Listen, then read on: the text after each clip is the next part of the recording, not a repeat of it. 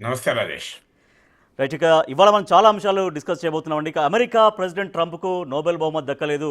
Nobel శాంతి బహుమతి కోసం ఎంతో తప్పించారు ట్రంప్. కానీ మరియా కొరనా మచోడకు నోబెల్ శాంతి బహుమతి లభించింది. వెనుజులకు చెందినటువంటి సామాజిక కార్యకర్త మరియా ప్రజాస్వామ్య హక్కుల కోసం కృషి చేస్తుంది మరియా. సో వెనుజులా ప్రధాన ప్రతిపక్ష నాయకురాలిగా మరియా ఉన్నారు. డిసెంబర్ 10న నోబెల్ పురస్కారం అందుకోబోతున్నారు.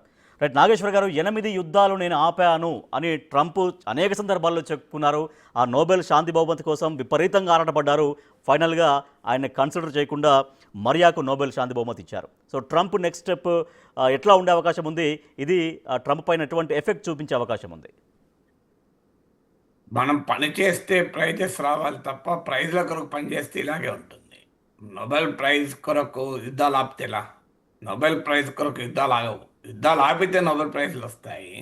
అయినా నోబెల్ ప్రైజ్ ఏమీ ఆదర్శవంతంగా ఇస్తారని కాదు. ఇప్పుడు వెనుజులా ప్రతిపక్ష నేతకి ఇచ్చారు. సో వెనుజులా ప్రతిపక్ష నేత ప్రపంచ శాంతికి ఏం కంట్రిబ్యూట్ చేసినట్లు? సో ఈ నోబెల్ చరిత్ర చూస్తే నోబెల్ పీస్ ప్రైజ్ రకరకాల దేశాలలో ఉండేటువంటి తమ అనుకూల రాజకీయ శక్తుల్ని ప్రోత్సహించటానికి కూడా నోబెల్ ప్రైజ్ ఇస్తూ ఉంటారు. అందువల్ల ఏమి అమెరికాకు బాధపడాల్సిందేం లేదు. వెనుజులా అపోజిషన్ లీడర్ అంటే అమెరికాకు ఫ్రెండ్ అన్నట్టే కదా. ఇక్కడ వెనుజులా ప్రభుత్వాన్ని కూలదోస్తానికి రెజీమ్ చేంజ్ అమెరికా ప్రయత్నం చేస్తుంది హూగో చావెజ్ నుంచి ఇప్పటి వరకు. అందువల్ల ఇదేం యాంటీ అమెరికన్ అవార్డు కాదు. ట్రంప్కు దక్కలేదు తప్ప అమెరికాకు దక్కలేదని చెప్పలేము. అమెరికాకు అనుకూలంగానే అవార్డు వచ్చినట్టు లెక్క. ఎందుకంటే వెనుజులా ప్రభుత్వానికి వ్యతిరేకంగా పోరాడే వ్యక్తి అంటే అమెరికాకు ఫ్రెండ్ అన్నట్టే కదా. సో సమస్య ఏంటంటే ట్రంప్ ఈజ్ డెస్పరేట్ అనే నిజం. ట్రంప్ బాధ ఏంది? నోబెల్ బహుమతి పైన ఎందుకంత ఆసక్తి అంటే, ఒకటి, ఒబామాకు నోబెల్ ప్రైజ్ వచ్చి తనకు రాకపోవడాన్ని ట్రంప్ భరించలేకపోతున్నాడు. ఎందుకంటే ఒబామా డెమోక్రట్, తాను రిపబ్లికన్. ఒబామా ఆఫ్రో అమెరికన్, తాను వైట్ రేసిస్ట్ అమెరికన్. సో అందువల్ల ఒక ఆఫ్రో అమెరికన్, ఒక నల్ల జాతీయునికి, ఒక డెమోక్రటిక్ పార్టీ లీడర్కు ఎలా వస్తుంది అన్నది ట్రంప్ వాదన. సో ట్రంప్కు సమస్యల్లో ఒబామాకి ఎందుకు వచ్చింది? తనకు రాలేదని కాదు.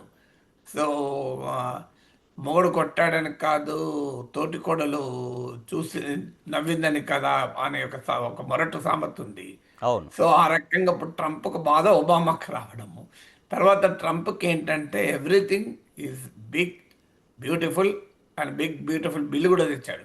Big beautiful and personal and episodic news మేకర్గా ఉండాలి.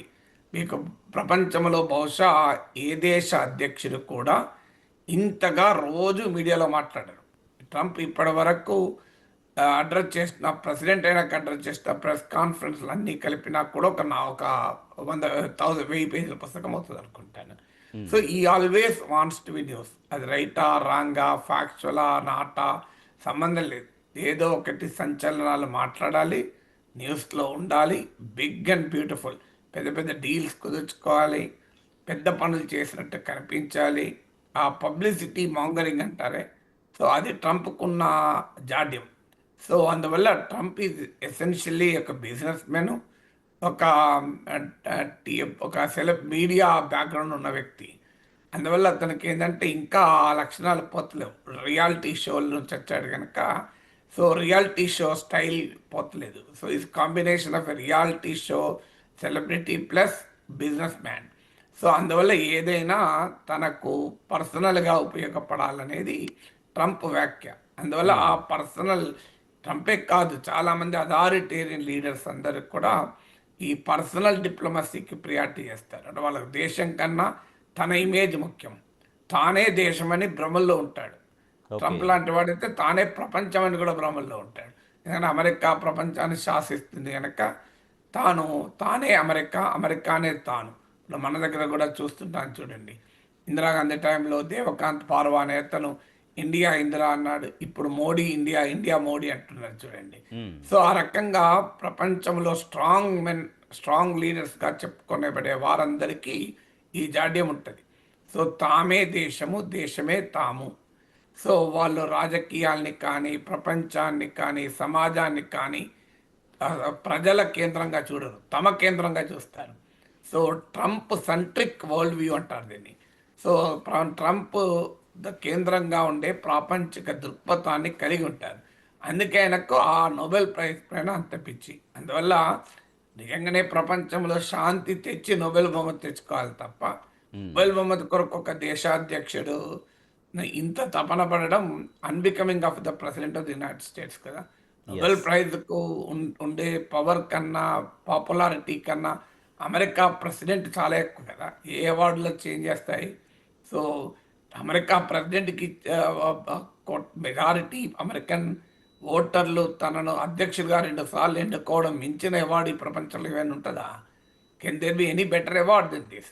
ఒక ప్రపంచంలోనే అత్యంత శక్తివంతమైన దేశానికి, ప్రపంచంలోనే అత్యంత ఇన్నోవేటివ్గా టెక్నాలజీ రంగంలో ఉన్న దేశానికి, అత్యంత మిలిటరీలీ పవర్ఫుల్ కంట్రీకి, ప్రపంచ గమనాన్ని శాసించే దేశానికి 2 సార్లు ప్రెసిడెంట్ కావడం కన్నా మించిన అవార్డు ఏముంటుంది?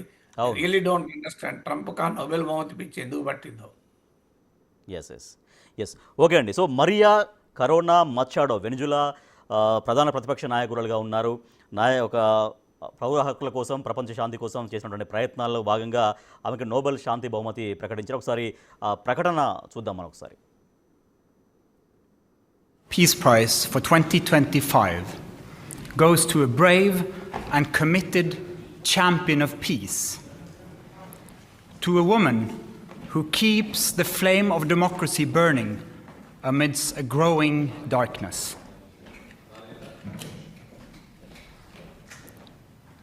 The Norwegian Nobel Committee has decided to award the Nobel Peace Prize for 2025 to Maria Corina Machado. She is receiving the Nobel Peace Prize for her tireless work promoting democratic rights for the people of Venezuela. Right, ఇక Nobel శాంతి బహుమతి కోసం పరితపించిన ట్రంప్కు దక్కలేదు. ప్రజాస్వామ్య హక్కుల కోసం పరితపించినటువంటి Venezuela ప్రధాన ప్రతిపక్ష నాయకురాలిగా ఉన్న మరియా కొరీనా మచోడోకు అది దక్కింది.